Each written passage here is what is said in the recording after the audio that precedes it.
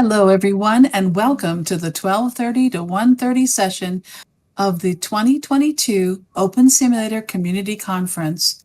In this session, we are pleased to introduce the presentation, the Open Metaverse Interoperability Panel. Our panel is Mal Burns, Evo Heyning, Josephine Dorado, and Jesse Alton. Mal Burns is the host of In-World Review, a weekly news and discussion program mostly focused on the hypergrid, which has been running for over 15 years. Evo Heyning has 20 years of experience or more as an interactive showrunner, production strategist, and a creative force of nature, connecting brilliant visionaries and teams with resources, ideas, and opportunities. Josephine Dorado is an award-winning developer, designer, and educator with a focus on immersive learning and social impact. With a portfolio that has garnered multiple Fulbright Awards and a MacArthur Foundation Award in digital media and learning, her work concentrates on innovation in VR and extended reality experiences. Jesse Alton, Mr. Metaverse, he founded a community of open metaverse evangelists called Angel XR and co-founded the Open Metaverse Interoperability Group at https://omnigroup.org. It's omigroup.org. Please check out the website found at the conference.opensummit.org for speaker bios, details about the sessions, and the full schedule of events. Now, this session is being live streamed and recorded, so if you have questions or comments during the session, you may send tweets to @OpenSimCC with the hashtag #OSCC22. Welcome, everyone. Let's begin the session. Over to you, Mal. Well, thanks very much, Leah. It's good to be back here again. We're here every year, aren't we, more or less? If you're a regular here, you'll notice that my Saturday panel, I'm normally joined by Adam Frisby, and that actually had been the plan this year. Unfortunately, I've got to inform you that he contracted COVID, and he thought he was on the way to recovery and would be able to actually speak today, but unfortunately he can't. So, contrary to what it says in the earlier version of the program, he's not here, but I'm sure you'll join me in wishing him the absolute best of get well soon and all that sort of stuff. We're also hoping to be joined, he's not here yet actually, otherwise known as Mr. Metaverse. I know this morning in Eastern time he was on a 10-mile marathon run, so I hope he hasn't done something to himself, but he was pretty sure he'd be here, so maybe he's just been a bit delayed. We will hope for the best. So it comes to me to really start chatting anyway with Inkenzo, who I know as Evo. Evo Heyning.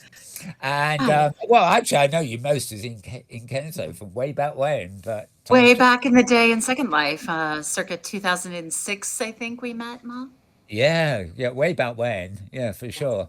And yeah, I've always remembered your name as well. It's one of the memorable Avatar names, as it were. And we're also joined by Josephine Funk Soup. Don't let me slip up and say Tech Soup again, please. Hello. There is a commonality there, but welcome, Josephine, too.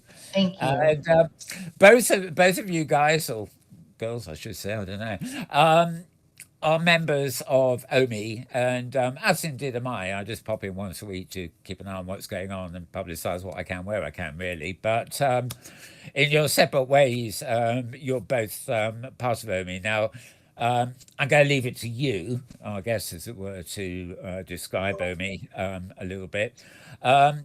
I always think of it as Open Metaverse Initiative, but it isn't. It's interoperability. Yes. Interop. So there we go. It could be the same thing, couldn't it? Really?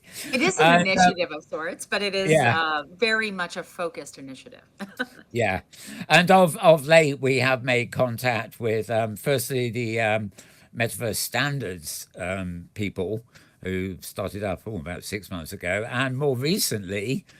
We've got these other people who in February are going to have an open sim conference, except that the sponsors are Lamina, or is it Lamina that pronounced it? Lamina One is one of many funds in this space. And so let me take a Yeah, step back and we can talk a yeah, little bit about the history of how we got here over the last yeah, few years, if you'd yeah. like. Let's do that, Eva. I'll start with you. Yeah. Yeah, So, um, as some of you know, I've been in virtual worlds production with Avatar Joy and Funk Soup and Mal and many others here for over 15 years. I jumped in about 2004 into Second Life and stayed in as a professional developer for about 5-6 years. And even throughout many other WebXR and VR productions, I stayed very closely tied to the open source community related to all things VR and AR, but also what became WebXR and the beginnings of the open metaverse on the web. And so I stayed lightly engaged in the research, although many of you have been more full-time engaged in that research for the last 20 years. I have worked with many of you on various products and tooling initiatives over the time.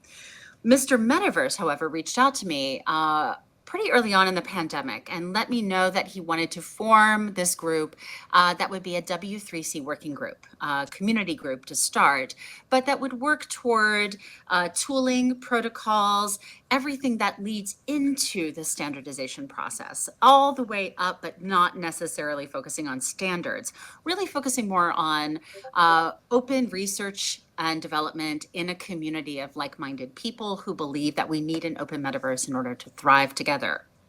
So we've been able to form a community group that is now a functional and amazing initiative on interoperability. And that includes many different groups and many different initiatives. One of the things that grew out of that was a project called Meta Traversal, which was a series of 6 events co-hosted by Neil Trevitt, Ben Irwin, and Terry Schlesser. And in that process, Neil Trevitt, who also leads Kronos Group, was very clear that we needed more of a constellation of standards. And that's what led into forming the Metaverse Standards Forum, which is now thousands of professionals working across these industries. And that includes digital twins, that includes mixed reality and live streaming, AR, VR, XR, and all of the places where that meets the open web. So while Mr. Metaverse and Funk Soup and Avatar Joy and many here are a part of a great community of people doing this research, so are you, and we invite you to be a part of that initiative. So Mal, I hope that takes a step back, but we've been around for a year and a half, almost 2 years as a community group. We now sit with other bodies that are standards making bodies, but we do this sort of early stage research before you get to standardization. Yeah. The main meeting point, as it were, for me is their Discord channel. And I've lost count of how many people are in it. I mean, when I just pop in for the weekly roundup, It's over 500 engineers from around the yeah, world, of it's a which lot. I would say 100 are active in different groups working on GLTF or avatar interoperability or other initiatives of a wide nature, including touching Yeah. the real world metaverse and research here too. And of course, although he couldn't make it, Adam is one of those who's working on the GLTF thing, isn't he? The scripting sort of stuff is part of that. Yes, so extensions and making sure that our extensions and our creative work, our 3D objects and our scenes work across the open metaverse, work anywhere and can be shared easily. So that's the deep work of interoperability, is making sure that creators can thrive and making sure that we can take our work with us and do so in safe and secure, but also collaborative ways. Right. I will come back to this in a minute, particularly with a view to. I know there's a lot of devs here because it's the core devs of OpenSim, so to speak, who may well be keen to know about ways in which aspects of the OpenSim environment might possibly interoperate or connect somehow with other open source plugins, as it were, that you might be working on. But first of all, I'll go to Josephine. Maybe you just like to give a roundup about yourself in the sort of same manner that Inkenzo has done, really. There. Oh, sorry, Evo. Just introduce Sure. yourself. Yeah. Yeah, sure. Thanks, Mel. And thanks, Evo and Kenzo, aka and Kenzo. Yeah, I mean, as you mentioned, going way back to when Avatar Joy and you and I were all working together in the early 2000s on Second Life, these sort of virtual world experiences. It also goes way back there for me as well. And one of the first programs that I co-founded in Second Life in the early 2000s was Kids Connect, which was it was a international exchange program that connected students in different countries through creative collaboration and theatrical performance. So that was back in, I think it was like in 2005 or something like that.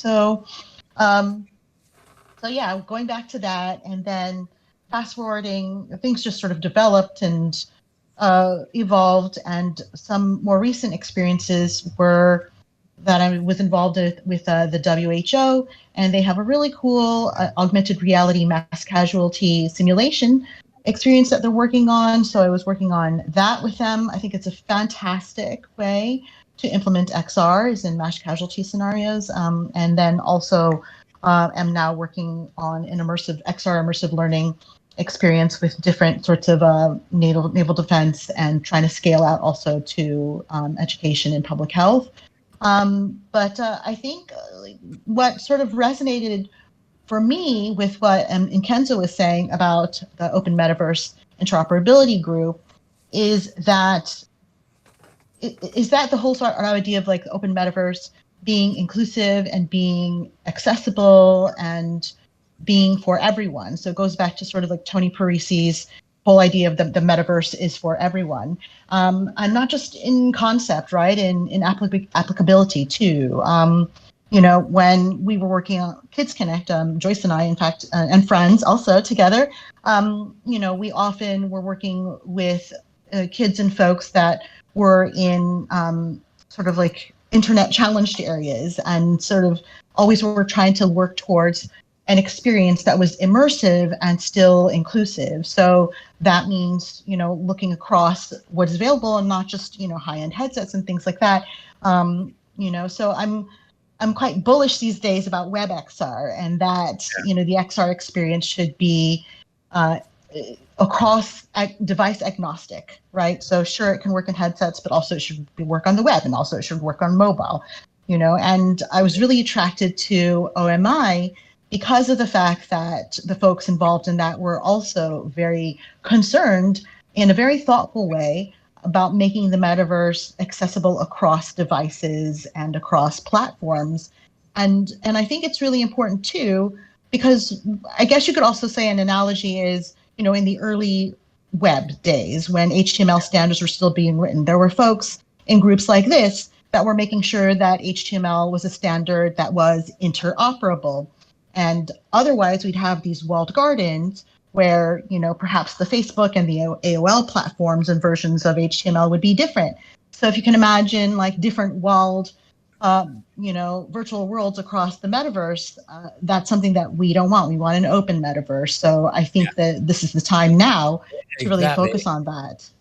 Yeah, exactly. A very crucial time, really, when we see what's suddenly going on as a result of exactly.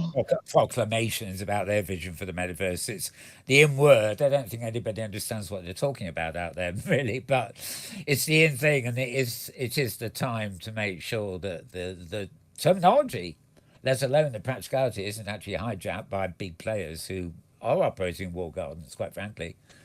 Worse than walled gardens in some respects. Okay, now bringing that a little bit back into focus. You mentioned WebXR. That was another question I was actually going to bring up. There's a chap in the audience here I know. I think I'm going to be set to interview him in somewhere else, not before long, who has actually been running video tutorials about Frame and stuff. And I know, for example, Omi have investigated Frame. Then you've got Mozilla's Hubs, although that's changing, of course. But it seems to me that a lot of the more practical instances of new so-called metaverse platforms I'm seeing are actually WebXR. They're based, there's even a sort of the Cyber Lounge, who I interviewed here a couple of years ago, where it's based on the web, but it actually looks like OpenSim because they literally built it here, I think, and then moved it across. Yes. Don't quote me on that. But do you think the movement here is going to be towards something that is a federation, a bit like Fediverse is for that matter, um, Yes. based on based coming out of the web and connecting that way? Or do you think we're talking about? Do you think the future will actually hold something that's much deeper, cross-platform sort of protocol, if you like? Just your thoughts on that, really. I'll go for you first, Eva. I think.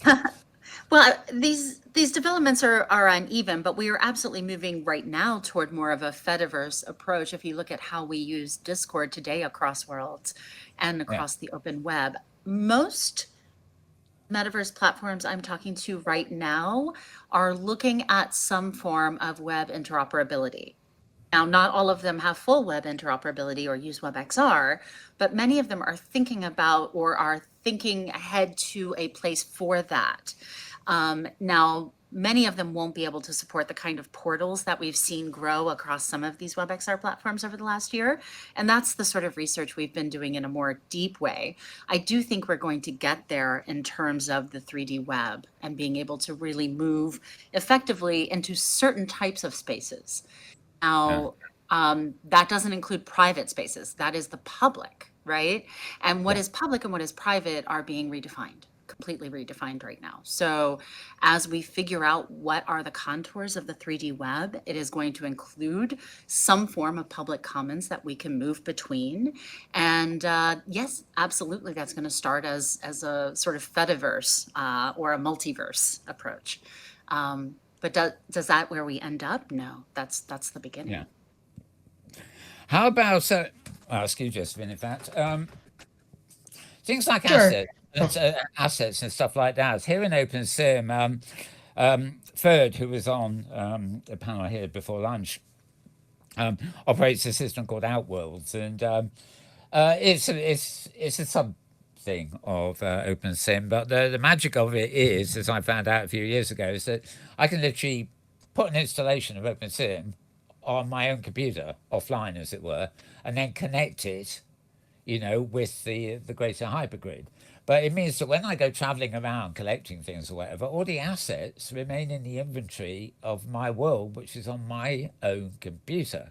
Philip Rosedale's High Fidelity, and I think it's Vicadia now, operates a similar thing where where you log in, your home space is actually a space that's on your own computer, and then you move out from it into the greater connected world. Do you think that again might be a sort of extended hypergrid, but with private servers? Do you think that might be a kind of model for a future interop, Josephine? Or Hi. Yeah, no, I didn't know whoever if you wanted wants me to to take address it. that. Whoever wants to Yeah, take I it. think that's sure, sure. I think that's such an interesting question because really it's also a question of home, and sort of the fluidity of home, especially amidst a multiverse. So I think that's a really, really good question. I think the answer is pretty fluid right now. I think what you're describing is sort of the more standard approach of like, okay, we have home on our quote unquote home on our local computer, and then it opens up to other portals and other multiverse Yeah, experiences and things like that. Although I would love to see, approach that also sort of like you could sort of like pack up home into your sort of inventory briefcase and take it with you and open it up in any a platform. And I know that OMI has also been experimenting with these sorts of experiences of sort of like bringing home with you and opening home up wherever you are, which is also a lovely thing. I would also say too that the experience of sort of like an on-premise home, rather sort of like a localized home, is not such a bad idea overall, though, because, for example, when you're working in sort of rural communities, and like I know with the WHO, we were also very concerned about like how are we going to do this mass casualty scenario. We can't do it like in a connected way. It has to be run on premise, completely localized, and then sort of synced up later. You do want to have that completely sort of mesh network, all local approach that is then connected at a later time and synced up. So I think the idea of home being local, yes, but then also the idea of packing up your home and taking it with you, also yes. Yeah, yeah. I mean, it's like for assets, we on the hypergrid, we have something called a suitcase, which is basically where you put the objects you want to take with you as you cross into other grids. But yeah, no, you're right. I mean, I love the idea of a home room on my desktop, and I teleport out of it onto the hypergrid and to go wherever I want to go. But that's because I sit around with a 2D screen in front of me all the while, which is my preferred way of interfacing. But of course, if I was out and about, I can't really carry my home on my iPhone. We're not at a stage where the world can be on your iPhone yet. Well, it can, but a very small window. So, I mean, I can see difficulties in the idea of sticking with the idea of one's region that's your home and that you teleport out of. But it's sort of it's an idea there. It might prove a bit more kind of difficult on the web. Um, okay, what do you? I sort of asked this at the beginning in a roundabout way, I think.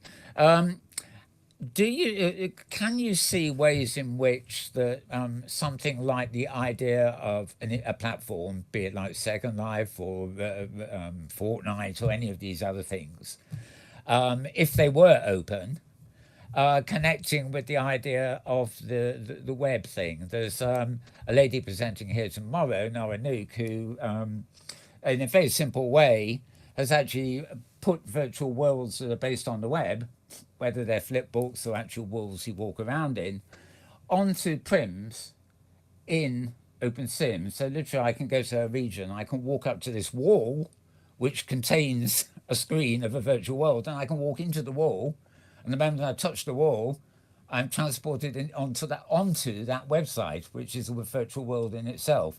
Now that's a lovely feeling, be able to do that, move from one place to the other, but it is presumably strictly limited. There aren't, Yes. apart from Second Life, there aren't many places that are like OpenSim. So do you think that these things can come together? I think we're already starting to see that, but addressability across multiple platforms is a challenge. There's a handful of uh, social and political challenges to interoperability that need to be addressed in terms of cross-platform engagement. Right now, there are platforms like Croquet, for example, that Yes. do allow for that. And you can check out Croquet right now. They are open source. You can download their microverse, and they have a second product that just released this week to make your own basically 3D Yes. websites easily, where you could do that and then, for example, point people to your open sim worlds. So that would be the first step is something like Croquet. I think we're going to see a lot of similar tooling, whether it's from hubs and frame and the sort of early WebXR spaces, but also from some of the existing VR worlds. Obviously, Meta's looking at some of this. Yeah. Some of the other sort of well-known VR ecosystems are certainly looking at how people will be able to walk between 3D web spaces, right? Because Yeah. WebXR, we've been creating WebXR experiences now for 5+ years. Um, Yeah. there hasn't been search, there hasn't been discoverability. So without those two things, we've generally had a mismatch between what is available in the open metaverse and what people actually know about or can get to. And so as we deal with the challenges of addressability, right? How do you find the things? And Yes. the Fediverse, right? The community aspect, the how do we refer each other from one place to another? Because much of this is just like in the Second Life days, in the Open Sim early days, it's friends telling friends about where to go and what to do. Yeah. And so we haven't figured out how to scale that sort of friends of friends Well, communication even style yet. even in places like Second Life, which arguably have scaled to, they're probably their maximum now, but the tribal instinct still remains.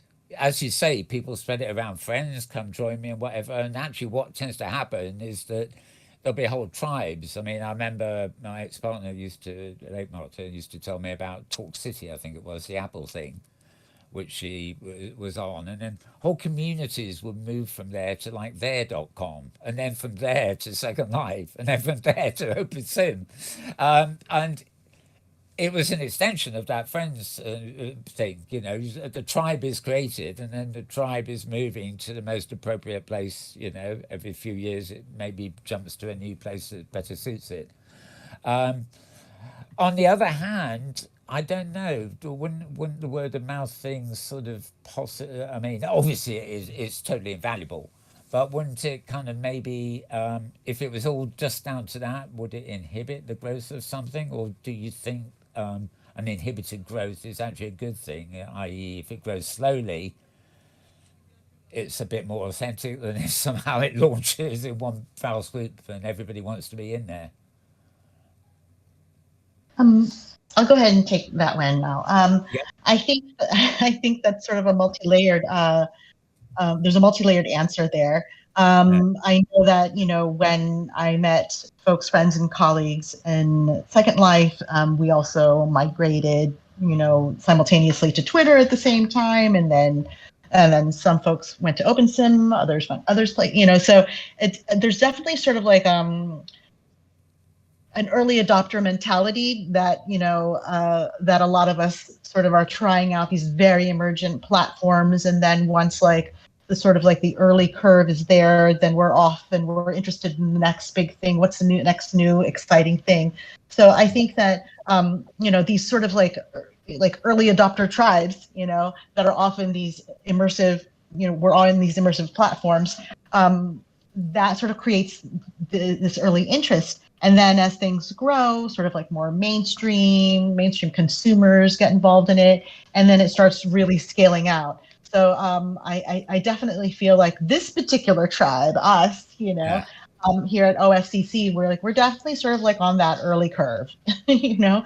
We're going to be populating sort of like the next big immersive thing or things. But it's important to have that, and it's important to have like the, you know, mainstream consumers to scale it out and see what actually it becomes. Because when a platform is first created, it needs, like, the folks that use it need to sort of find what it's most optimal for, right? Like, so there's kind of an incubation period that happens with every new technology where it's created, and then like it finds its place because the users use it and sort of find optimal uses for it.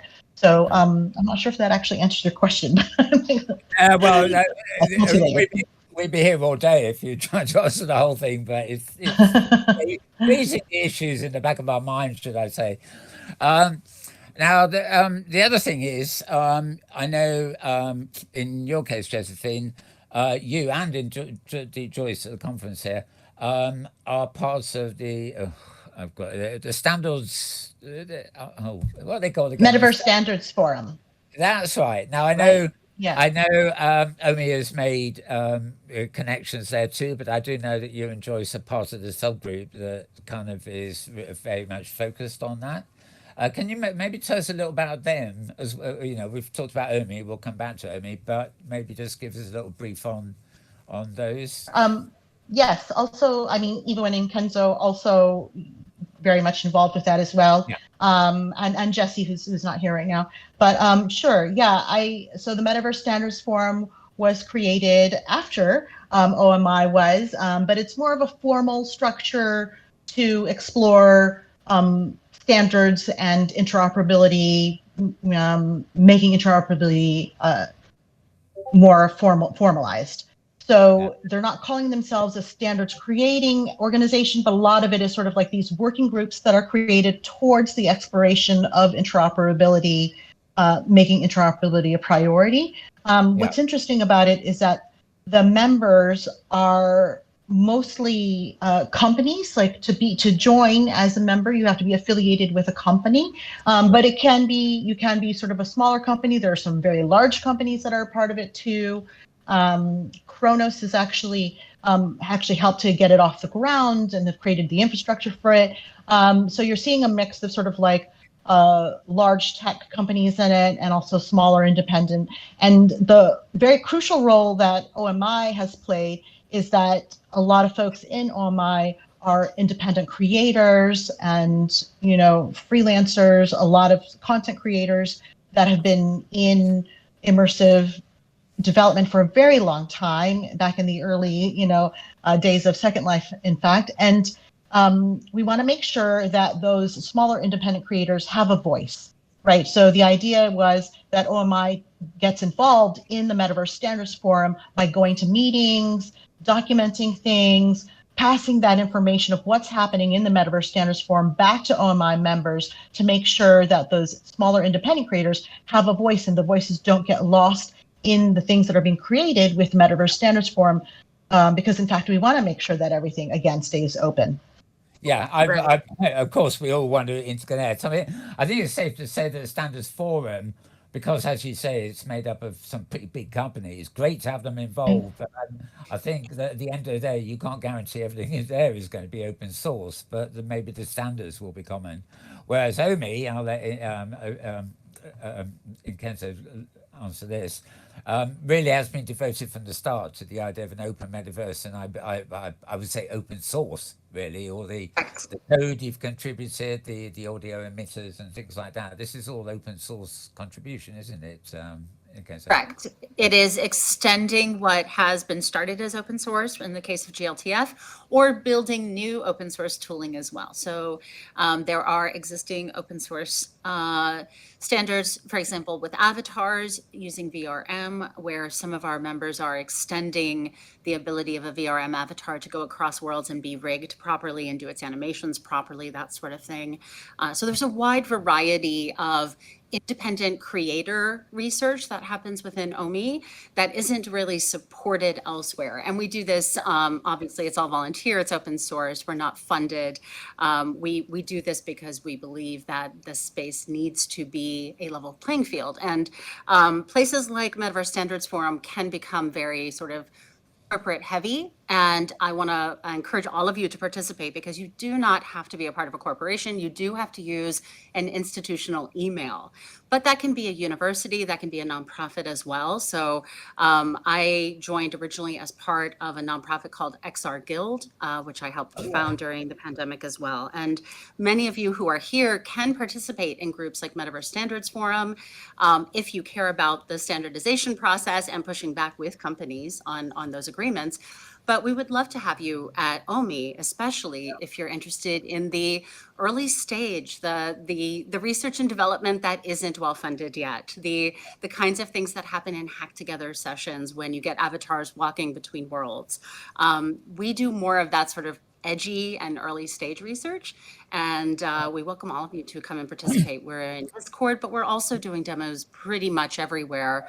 Our members are active in, I would say, at least 40 different open metaverse platforms of some nature. I've seen on the weekly Discord meets, for example. I know there's masses of them, but on the general one, I've seen you do members do demos there and things. And of course, in the case of OMI, as opposed to the Standards Authority, that's open to individuals, really, anybody who supports the idea, isn't it? Well, two things actually. You obviously spread yourselves around everywhere, don't we all, if we can? But I would say the Discord community is the real hub there. And I've become very much an advocate of Discord. In fact, we're recording the audio here on Discord now, in fact, in the sense that although there's a lot of every, subculture in every grid everywhere, a game has got a Discord channel. If you think of the platform level or sort of things, I've got a Discord channel called Hypergrid Adventurers and Explorers, Creators and Explorers, which is basically anybody who does creativity or likes going on trips can join that server, and then I have sub-channels for individual grids that are on the hypergrid. But over and beyond that, and some other open sim ones, and of course the OMI channels, it seems to me you could almost hold a conference on Discord where you can have 50 virtual worlds all in a conversation with one representative from each and screen sharing. So you literally you can bring one world up to another, and you can already have that communication between worlds, because Discord sits really happily in the middle there. It was, after all, designed for gamers, so the parallels are kind of there. Do you think as a movement, it would be possible to, I don't want to say hijack Discord, but to take something that's basic like that and actually evolve it to actually suit our purposes. Could, I know, but I know a it lot of people. isn't necessarily the best tool for that. So, for Yeah. example, early on in the pandemic, I helped produce the IEEE and VR conference, which was managed through Zoom and then multicast through Twitch, and then brought into over 100 hubs rooms.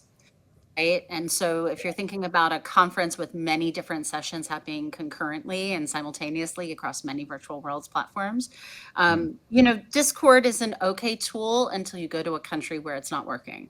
Ah, yes. Every tool has a breakdown point, and right now, none of the interoperability tools are bulletproof Yeah. It at raises a all. question. Should a future. Right. So we get to breakdowns that are sometimes political in nature as well, right? So governments that want to control all comms don't necessarily want to allow for tooling that, enables people to talk around the world. So there are political and policy-driven conversations also in play that make those things hard, but the technology exists, right? We could do this, and Metatraversal was part of that, right? So the Metatraversal events were really inviting all of the different metaverse platform creators to come to the table, share their interoperability work and agreements and where they were headed, and that really led to a number of deep dive conversations that formed the Metaverse Standards Forum, but also led to some great partnerships. And we're seeing the beginnings of the fruit of that labor now. That's not to say that we have lots of people working toward an open metaverse. Right now, we still have a lot of people working toward their own flavor of a planet of the metaverse, right? They're building their own little worlds instead of thinking about how they all connect together. Okay. I'm going to come to some more basic questions, I think, shortly. But bearing in mind that, I don't know, it's a pity Mr. Metaverse hasn't actually managed to get it yet, because I thought he might actually be the one to sort of address best, like the devs in the room, so to speak. But both of you are familiar with how OpenSim works, and therefore the building with prims and the things you can do. I think you both know that generally. I'm wondering, for people in the audience here now, we want to encourage them, especially the devs and maybe even the creators, to actually take an interest in OMI. There are so many subgroups and work groups in OMI that a designer, a builder, a coder, they can all find their little niche there, if they're interested. And I'm hoping to get them interested, because is there any way between the two of you can sort of give examples or explain the sort of thing that a dev here might be able to contribute in OMI, and then in fact serve both parties? In other words, the work they would do with you might be usable here, or things they do here might be usable there, so to speak. Again, there's a loaded question, really, but your thoughts? I Yeah. can speak towards that, Mal, and I'm sure that Eva will add to it as well. Yeah. But yeah, for sure. So I also do development as well. I think that for OMI, I'm actually much more concentrated on the sort of MSF delegate policy side. But with the dev background of any kind, I would say that folks are welcome to come in. As Evo mentioned, there are some really fun and productive hacking sessions that are held on, for example, there's the Avatar Interoperability Working Group, and they meet weekly, or I'm not sure exactly what the schedule is, but they are specifically concentrating on making, like, what you had talked about before, about sort of these questions of home and like what you can bring with yourself, with your avatar. How does your avatar present? And then also identity. Your avatar becomes your identity. How does identity represent in these different platforms? As well as wearables, sort of the interoperability of wearables that you bring with you, and portals. So I feel like there's so much within all of those subtopics that one can get into in some of these hacking sessions. But the groups that I've popped into have been, and the more and newer group, Evo can probably speak through that a little bit more, is UX research of sort of immersive, and interoperable experiences. But I would say that everyone is very welcoming, and don't concern yourself with sort of like the degree of development you have in your background. Just come on in. Yeah. And it is very easy, just to go to a general meeting once a week on Wednesdays on Discord. Wednesday mornings on Discord, right? And we've done our best to try and make these things super accessible. OMI has a very active GitHub, so we do a lot of project management, and our different groups are sometimes documenting well on GitHub. So would encourage you, if that's useful to you, if you're in the open source space. And if not, and you're looking to create collaborative materials together, and you want to reach out and say, let's create some research materials, let's create some educational materials, let's create some videos together, let's create some blog posts together.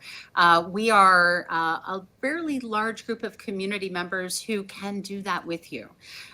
So we have an existing web tool. We're using WordPress. One of our members has built WordPress to work for 3D and to work for WebXR, to be able to begin to use that for portaling as well. So we're eager to extend and expand how we are doing this research with others. And then we have a UX research group that's just formed recently. We're going to have a study going out in a few weeks, and we'd love for your participation in that. But part of that is to help understand what are the UX topics specifically in this space that are not well covered. What are the places where we can do the best work together in terms of not just how do we connect our experiences in terms of our own personal grids, and how do we walk between these worlds, but also the more common questions that aren't asked. So I think there's a lot of room for potential collaboration with many of you here, and I hope that you'll reach out. MSF is the Metaverse Standards Forum. So Metaverse Standards Forum formed in the last 9 months. Neil Trivet, and who is at Kronos and NVIDIA, leads that. And so it is a separate organization. It is being formed as a completely separate organization from Kronos and these other initiatives. And honestly, that is where most of the corporate engagement is happening. So if you're interested in participating with companies on forming safety standards or consent and data standards, research standards, all of that, please, we invite you to participate at MSF, and we all do as well.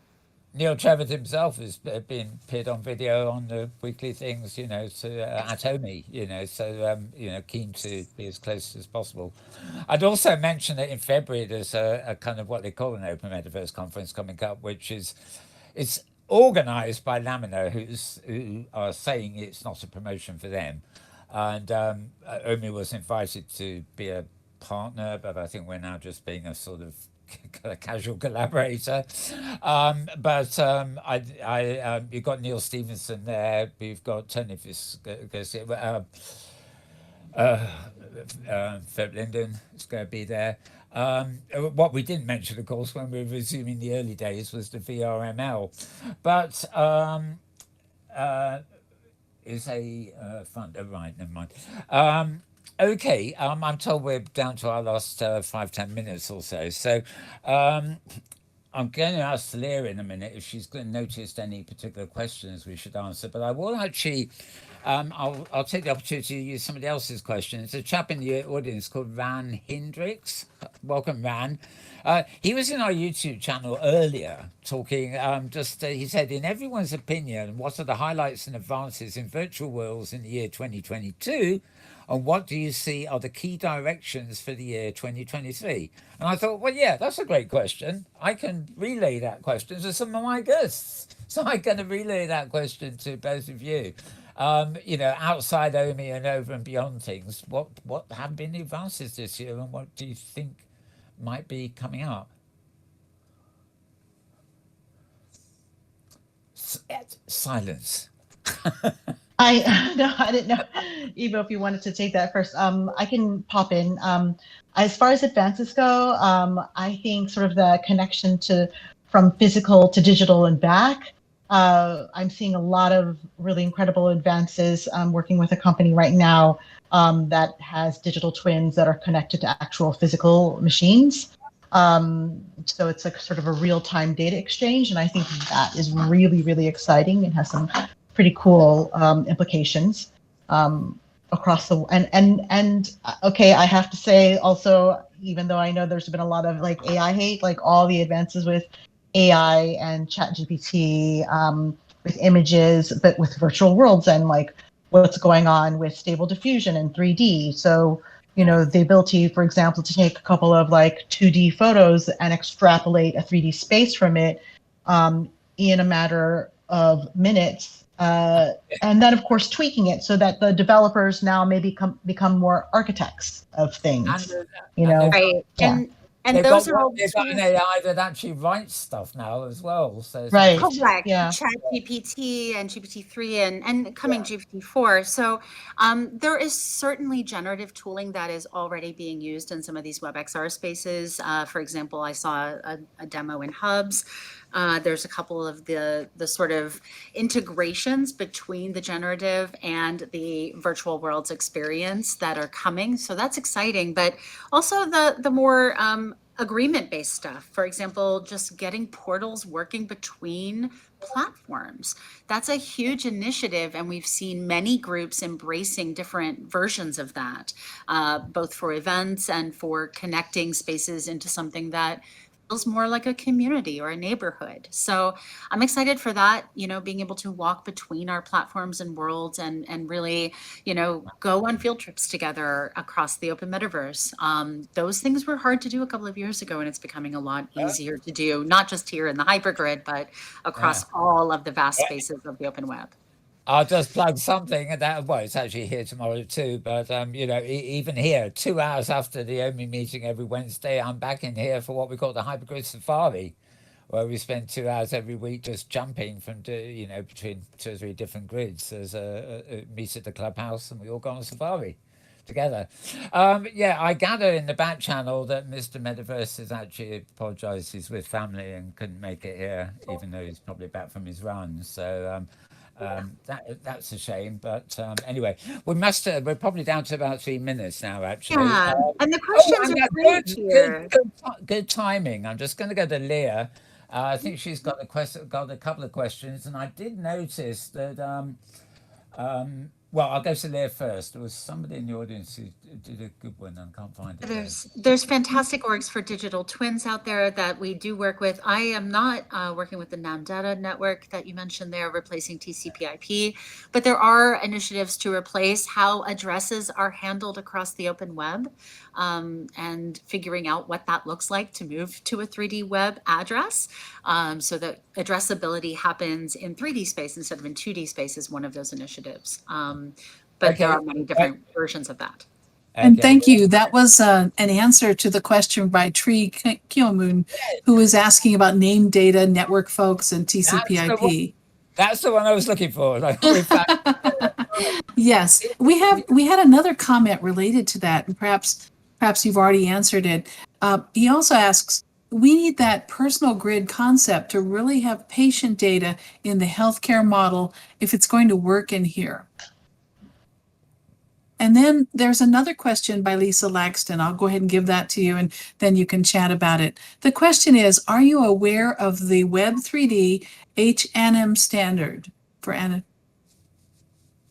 I'll put that in the chat too, in case that was not clear. There you go. right. Well, we have not very much time. I guess. Do either of you know this? I must say I'm drawing a blank on name data network, but. I mean, I was aware of it like early on. I know it's sort of like an earlier standard, but I haven't seen anything like any sort of like more recent developments. Although I think sort of the implications for like movement is interesting. Although what's happening now with the ability to kind of like extrapolate on smaller movements without having to use hand controllers and things like that is, I think, also like potentially really, really interesting. Yeah. Okay, well, I'm really going to have to wrap it. I really want to have 2 or 3 hour sessions here. I have to take the whole afternoon, but it's not possible. But despite the fact Mr. First did not make it, it feels to me like we've barely touched the surface. But you've been wonderful guests. It covers so much. So I'd like to thank Josephine Funksu. Thank you, Thank you. and Inkenzo. Because I still Thank you for having us, Mal. This has been fantastic. And I hope all of you will join us for whether it's at Open Metaverse Interoperability or at the Metaverse Standards Forum or just here on Discord. We look forward to hearing what you're up to and where we can work together. Thanks for having us. Sure. And we'll make sure that all the details are posted in wherever we post this stuff, so you can follow them up if you haven't picked them up in chats already. Okay, well that's it, folks. I'm actually back tomorrow with the return of the viewer panel, whatever that means. Thank you, Mel. And thank you, panelists, for an informative and interesting presentation. As a reminder to our audience, you will want to check out the conference.opensimulator.org to see what is coming up on the conference schedule. You won't want to miss our next session, which will begin at 1:30 in this keynote region, and it's entitled The Basel Viewer Experiment. Also, we encourage you to visit the OSCC22 Poster Expo region in the OSCC Expo 3 region to find accompanying information on presentations and to explore the hypergrid resources in OSCC Expo 2 region, along with our sponsor and crowdfunder booths located throughout all of the OSCC Expo regions. Thank you again to our panel and to you, the audience.